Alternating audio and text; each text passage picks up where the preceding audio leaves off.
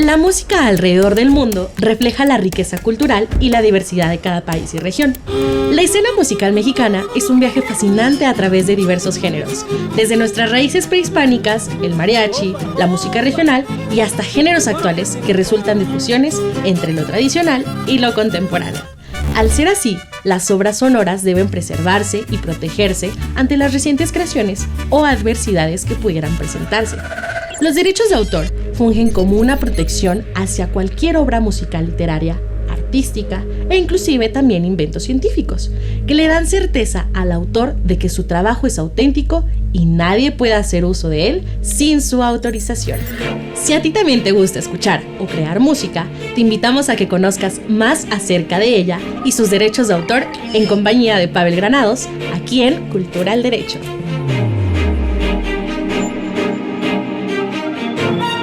Bienvenidas, bienvenidos a una emisión más de Cultura al Derecho.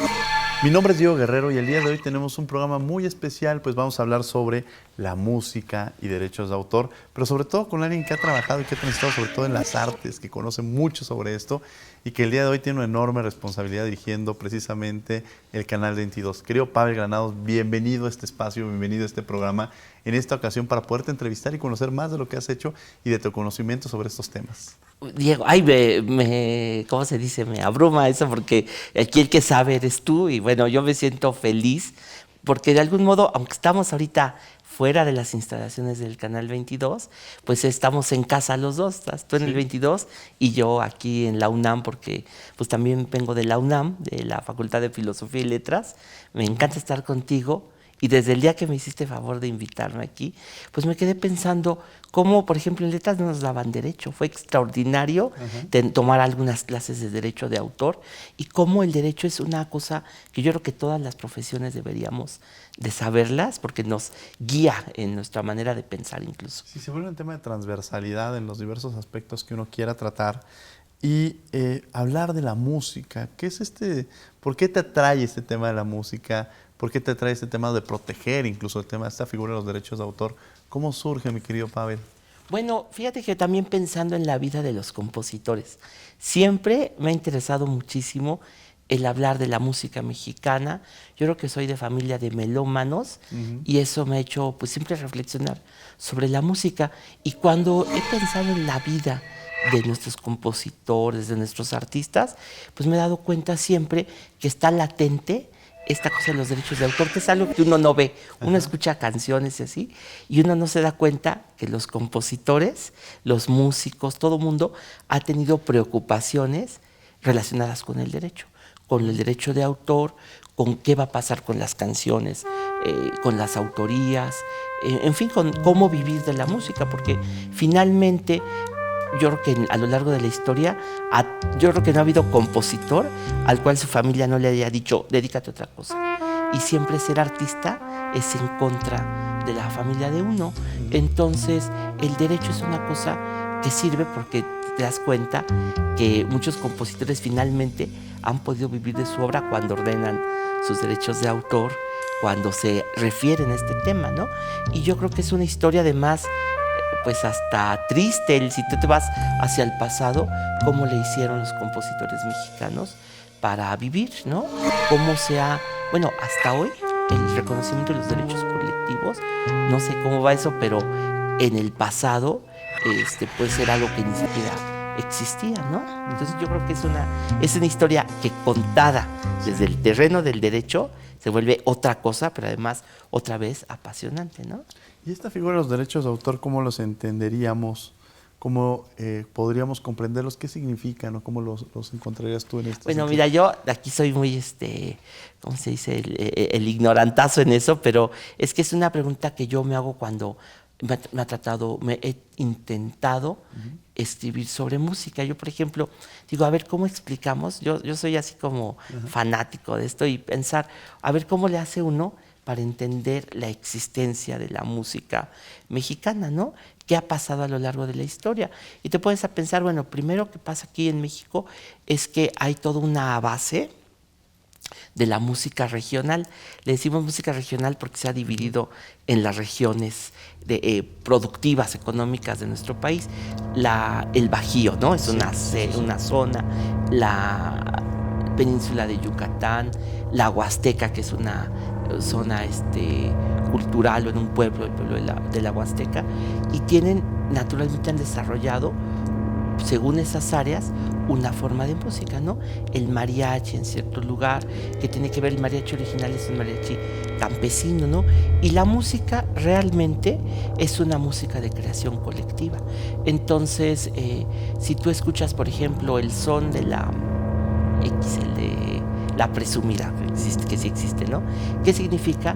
Que la presumida tiene una tonada, tiene un estribillo que presumida X, y cada estrofa va cambiando. Entonces, según la celebración, se repiten las que la gente ya sabe, o bien alguno de las personas que está ahí dice una estrofa nueva en el momento, y si gusta mucho, a lo mejor se queda para siempre, ¿no?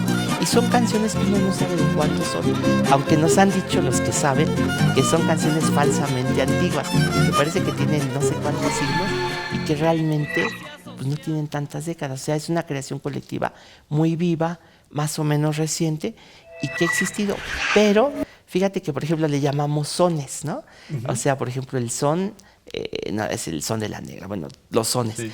Pero ¿qué significa un son? Pues son es sonido, es a cómo suena un país, sí, una tierra. Decía eso Pedro Enríquez Ureña, el son es como suena un lugar. Y entonces el son, bueno, pues así suena México. El son cubano, el son mexicano, bueno, el son jalisciense, son guerrerense, todo eso. Pero después lo que pasa es que se va dando la noción de un autor individual, ¿no? Y entonces, ¿qué pasa? Que muchas de estas canciones las transforma un autor y dice, bueno, yo voy a hacer la malagueña. Y aunque existe un son que se llama la malagueña, cuando hay un autor, el autor le pone una introducción, un número de estrofas que son las que se tienen que cantar, ninguna otra estrofa más. Son estas estrofas. Qué bonitos ojos tienes debajo de esos dos cejas. Entonces ahí tú estás hablando ya de un autor individual, y ya no se llama son, ya se llama guapango. Entonces el guapango es un son de autor. Entonces quiere decir que no es la misma canción, que la malagueña que suena popularmente y con una estrofa y la gente le cambia, es un son tradicional, y la malagueña sería un guapango. O sea, la otra malagueña, el guapango, es porque es un autor que hizo unas estrofas que pues pudo haberse inspirado en un antiguo son, pero la hace como una creación propia. Entonces, ese es un fenómeno que ha pasado históricamente, ¿no?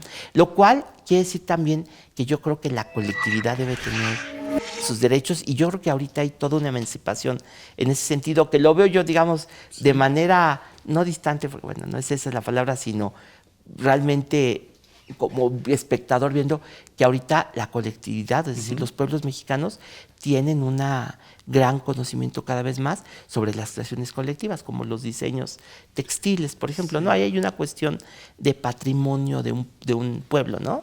¿Podríamos hacer una cultura mexicana, o podríamos entender la cultura o el proceso histórico que hemos pasado a través de la música?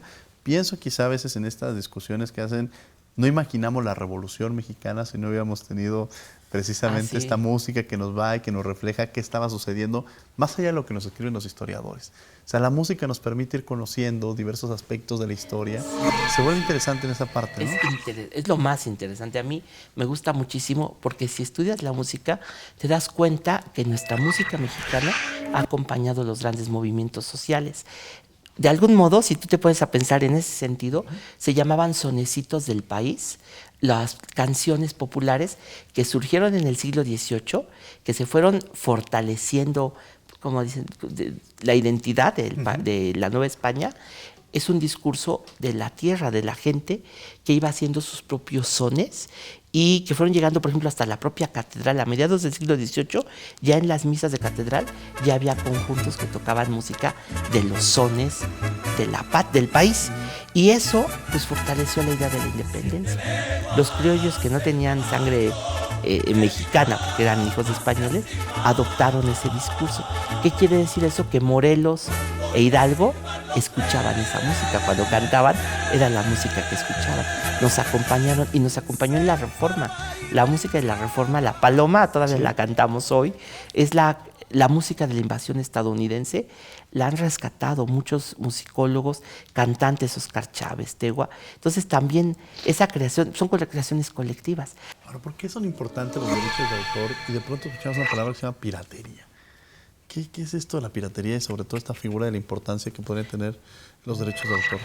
Yo pienso que es una cuestión más bien en la reproducción de la obra, no más que, no entiendo que sea para la autoría, ¿no? Sí. Sino para las reproducciones no permitidas de una obra que también está cada vez más protegido y que además es una de las cosas que les interesaban de siempre a los autores. Ahora, también es que los primeros compositores que se pusieron a registrar sus obras, pues tampoco tenían nada. Yo entiendo, me han dicho mis amigos compositores, que esto es una cosa que viene del derecho francés del siglo XVIII.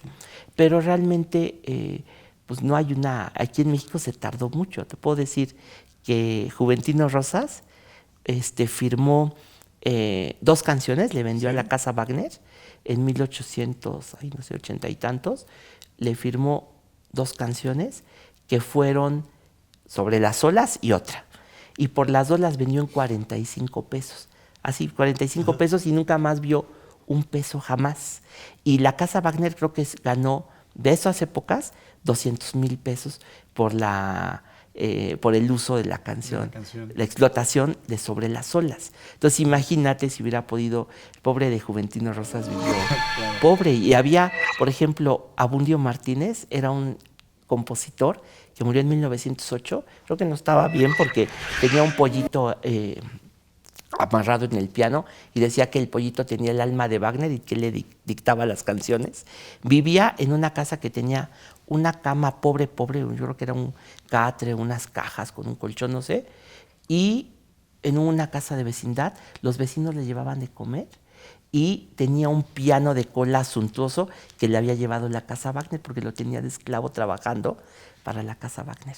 Entonces, bueno, no, sí, esclavitud moderna en el sentido claro. de que apenas tenía para vivir. Y ese señor Abundio Martínez un día fue a la cantina, era alcohólico, fue a la cantina y vio que llegaban unos marinos y los marinos alemanes llegaron cantando sus canciones de él. Entonces, aunque se puso a festejar y se emborrachó, realmente no recibía regalías. Vamos a tener que ir a un corte, mi querido Pavel. Sí, claro. Pero no se vayan, regresamos aquí a Cultura en Derecho.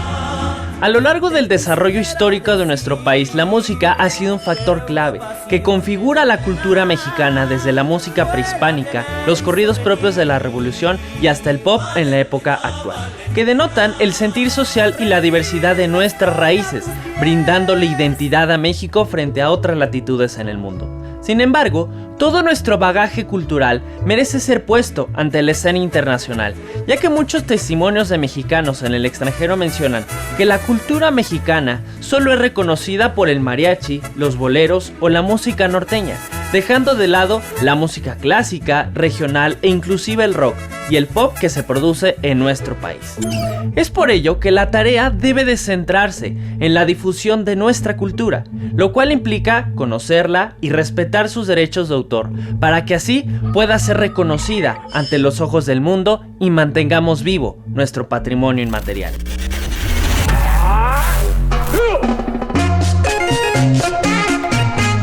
Estamos de regreso en Cultura del Derecho hablando sobre música, derechos de autor, varias anécdotas que nos van reflexionando sobre la importancia que ha tenido la música a lo largo de la historia. Precisamente nos acompaña hoy Pavel Granados, quien es el director precisamente de esta nuestra casa, Canal 22.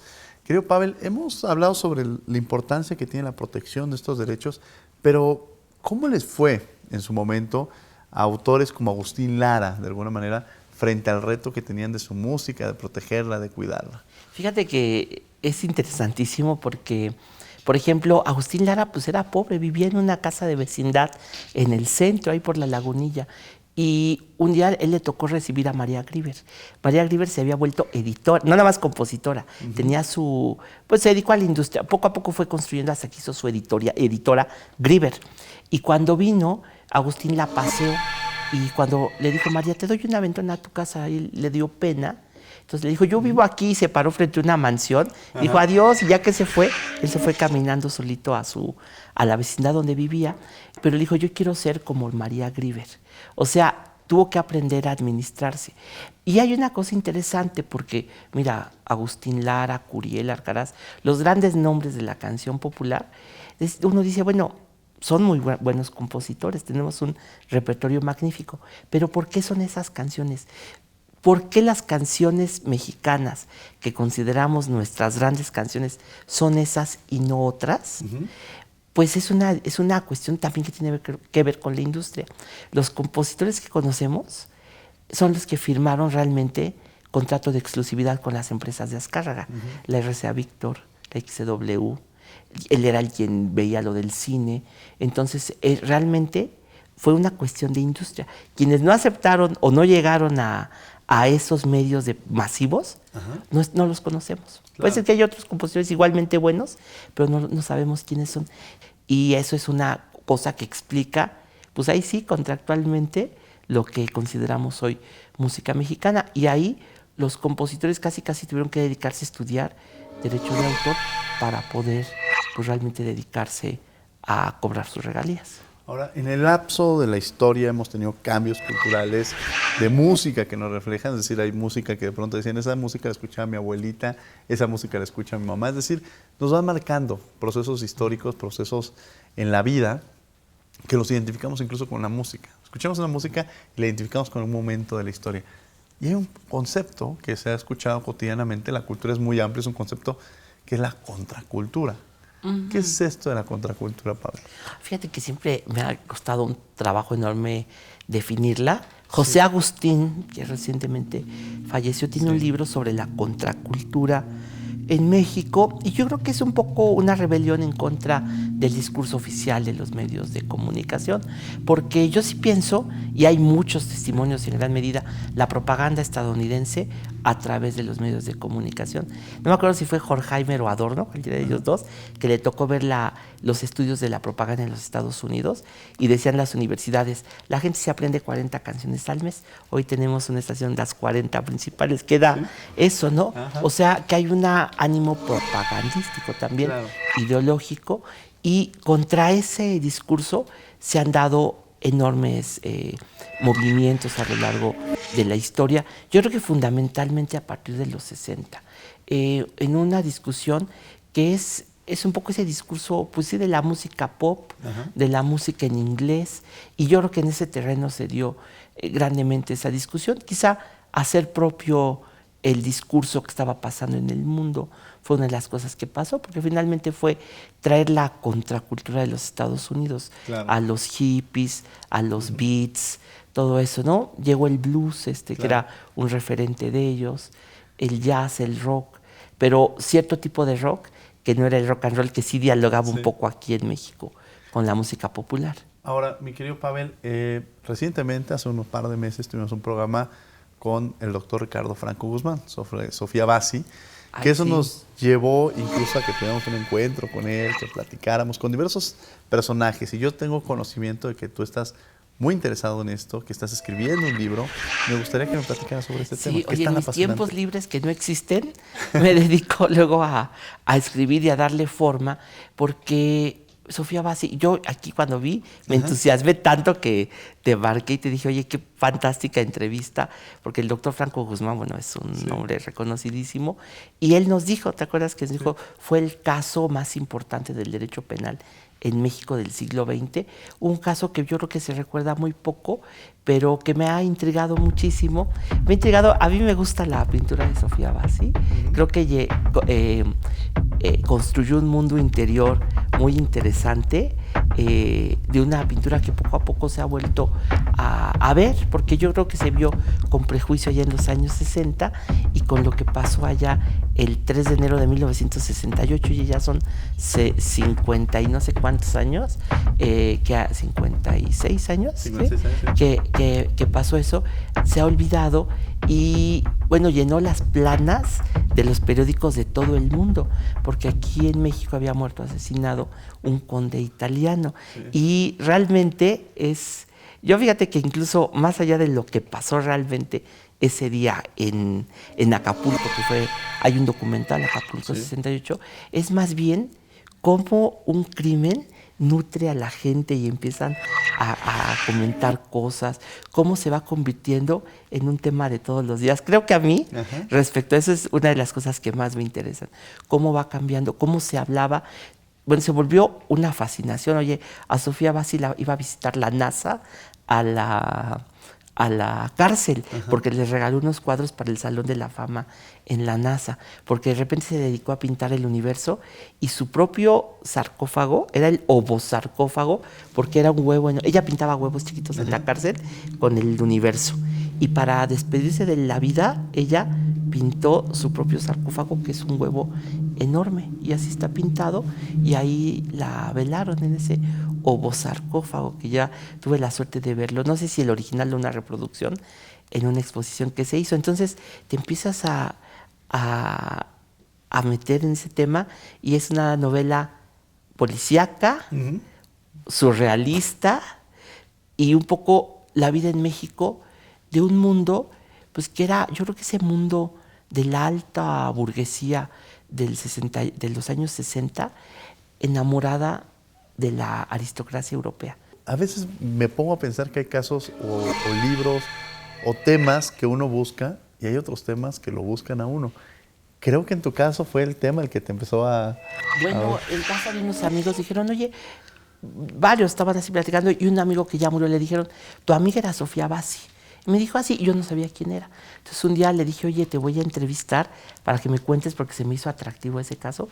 Y puse la grabadora, y mi amigo Miguel Capistrán, que era un gran investigador literario, biógrafo de muchos poetas, muy amigo de Jorge Luis Borges, me contó esa historia de Sofía Bassi, y de ahí empecé a buscar por todos lados, y me ha llegado, porque por ejemplo, iba yo en una librería y me encuentro un libro dedicado a Sofía Bassi por Salvador Elizondo, y le dice, el gran Salvador Elizondo, le dice, Sofía, este libro está inspirado en ti, en tu casa, este libro ocurre en tu casa, el retrato de Zoé y otras mentiras. Lo empiezo a leer y me doy cuenta que lo que describe Salvador Elizondo es la casa de Sofía Bassi. Sofía Bassi le gustaba tener como una corte de artistas que la rodearan, así como ser ella la reina del lugar, y un artista que la fascinaba mucho era Salvador Elizondo. Entonces le ayudaba, siempre decía, mi protegido era Salvador Elizondo, y él escribió textos sobre Sofía Bassi. Prácticamente se nos ha terminado el tiempo, mi querido Pavel, pero algo con lo que quieras cerrar, algún mensaje que le quieras enviar a quienes nos están viendo.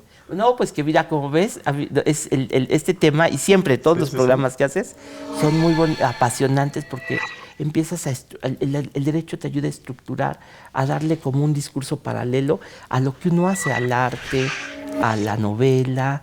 Yo me acuerdo mucho de una frase de Altamirano que decía, de Ignacio Manuel de Altamirano, los jurisconsultos deben ser historiadores y los historiadores deben ser jurisconsultos. Si aprendes la historia con el derecho, te alumbra. Pero yo diría eso al terreno de la música, de la filosofía, del arte, de la literatura, lo que hagas. Por eso son muy enriquecedores estos programas, por eso nos gustan tanto los de Cultura al Derecho.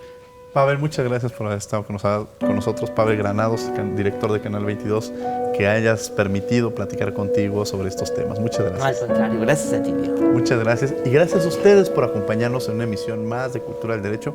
Los martes también estamos en Radio UNAM, en 96.1 FM a las 4 de la tarde en Derecho a Debate. Pero por lo pronto, los invitamos a que sigan con la programación de Canal 22 y que tengan buen día.